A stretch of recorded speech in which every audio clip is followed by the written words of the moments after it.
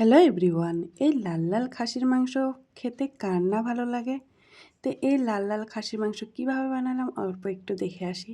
এখানে নিয়েছি পেঁয়াজ, আদা, রসুন বাটা, কাঁচামরিচ বাটা আর পেঁয়াজ বাটা। কেজির মতো খাসির মাংস নিয়েছি। আদা, তেজপাতা, ডালচিনি, এলাচি সব গোটাটাই নিয়ে নিছি। এখানে কড়াইটা বসে দিয়ে তেল দিয়ে ডালচিনি, এলাচি, তেজপাতা, লং সব দিয়ে একটু ভেজে নিয়ে পেঁয়াজগুলো দিয়ে দিলাম।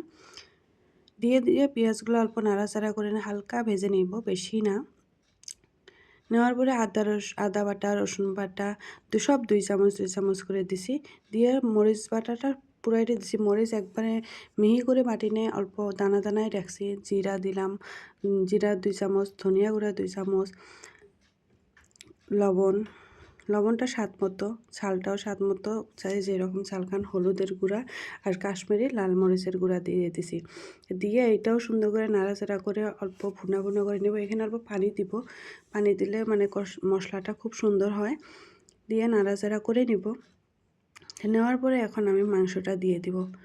মাংসটা দেওয়ার পরে ভালোভাবে কষা করতে হবে, না হলে মাংসটা কিন্তু ভালো লাগবে না।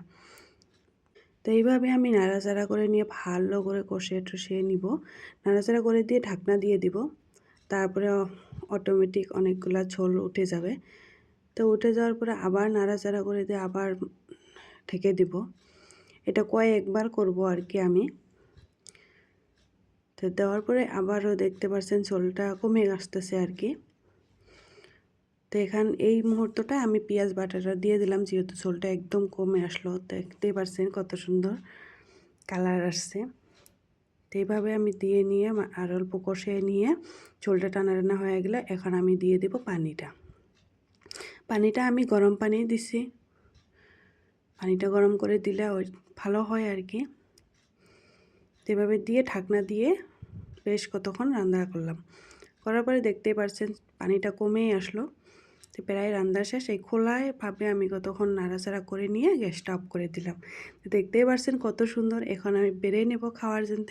আমার হাজব্যান্ড তো খায়াই তো পাগলা হয়ে গেছে যে তুমি এত সুন্দর মটন রান্না করতে পারো, আমি কখনো ভাবিনি। তো ভিডিওটা ভালো লাগলে একবার লাইক করবেন।